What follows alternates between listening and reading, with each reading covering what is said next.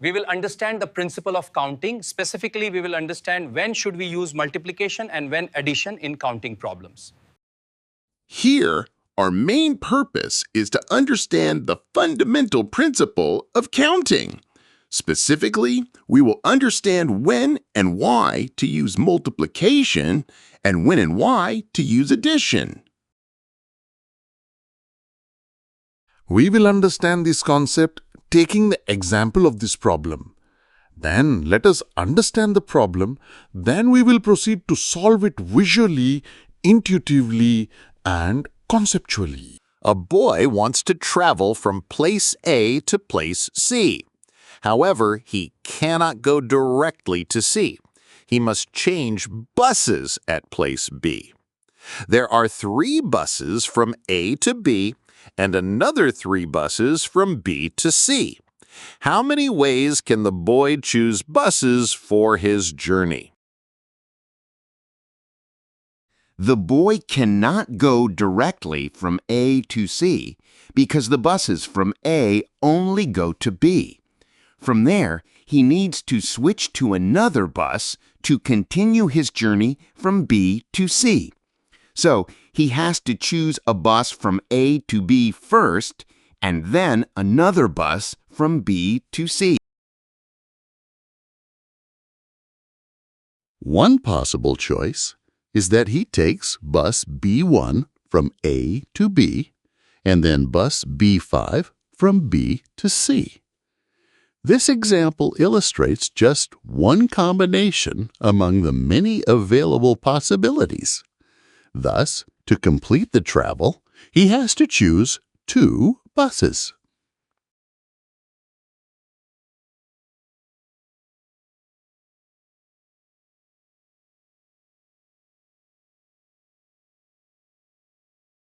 The selection of bus B1 for the journey from A to B, along with bus B5 for the leg from B to C, represents one possible combination for accomplishing the task.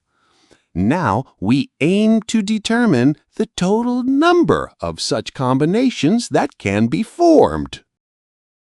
To complete the task, we are required 2 buses. The first bus, which would take us from A to B, is highlighted on yellow slab, and second bus, which would transport us from B to C, is placed into the white slab. We will soon demonstrate this process visually. We place the buses from E to B along the x-axis and the buses from B to C along the y-axis. The first bus from A to B is shown in a yellow slab, and the second bus from B to C is shown in a white slab. Both slabs are connected in every case because we need both to complete the journey. There are 3 buses available to travel from A to B. So, we place 3 slabs along the x-axis to represent each bus. Then, we filled these slabs with the corresponding buses from A to B. Thus, there are 3 possibilities to choose a bus to go from A to B. We first selected the available buses to go from A to B, placing 3 slabs along the x-axis for the 3 bus options. Now, for each of the buses from A to B, we have 3 buses available to go from B to C. So, for every bus on the x-axis, we place 3 slabs along the y-axis, starting from the top of each x-axis slab. This way, for each choice of bus from A to B, there are 3 options to continue from B to C.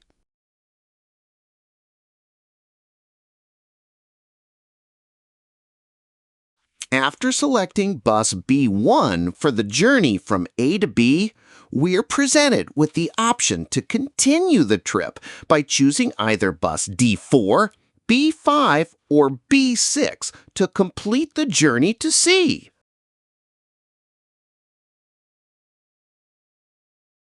Similarly, when we choose B2 from A to B, we still have the same 3 bus options, B4, B5, and B6. And finally, when we choose B3 from A to B, we still have the same 3 bus options, B4, B5, and B6 to travel from B to C, which we will show pictorially, placing buses B4, B5, and B6 into 3 white slabs as before.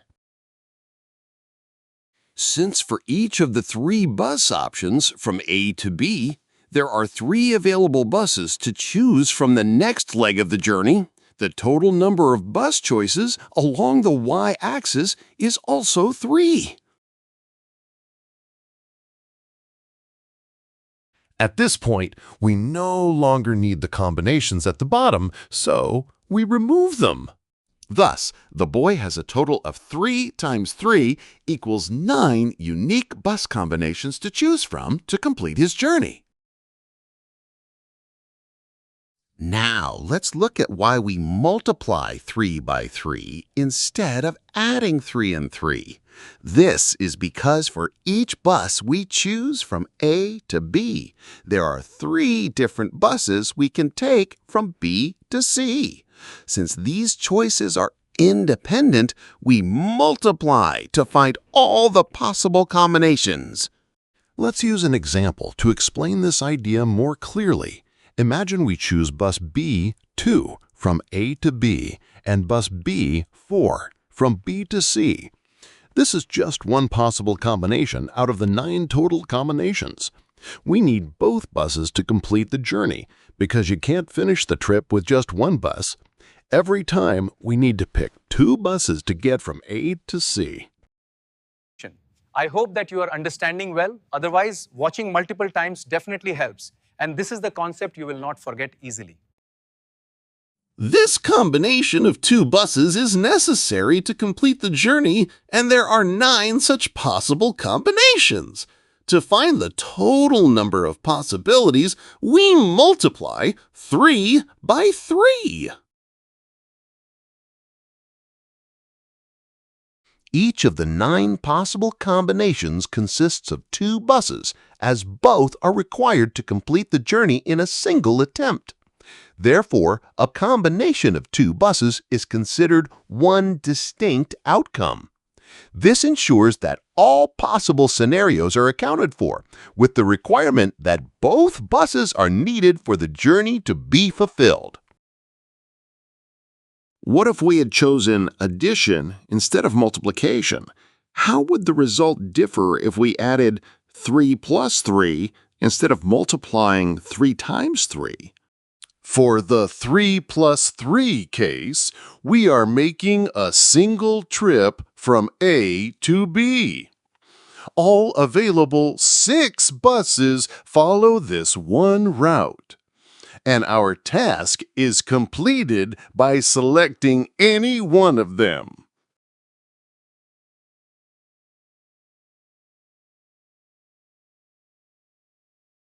In addition, we travel in a single direction from A to B. Although 6 buses are available for that route, just one is enough to complete the journey. Therefore, we use only one yellow slab for one bus. The second slab, which was intended for the journey from B to C, is no longer necessary. Instead, the entire journey is now completed using a single yellow slab that includes all 6 buses.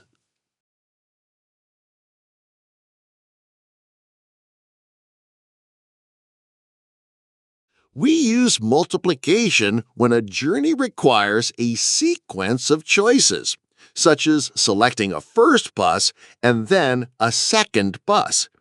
That means multiplication is applied when the process involves a series of combined steps, requiring us to choose one bus and another to complete the journey.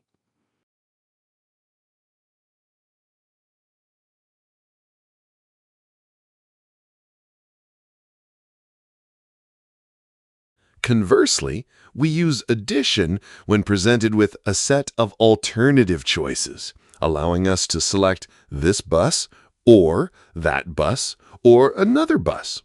That means addition is reserved for situations offering parallel options where the journey can be completed by this bus or any other single choice.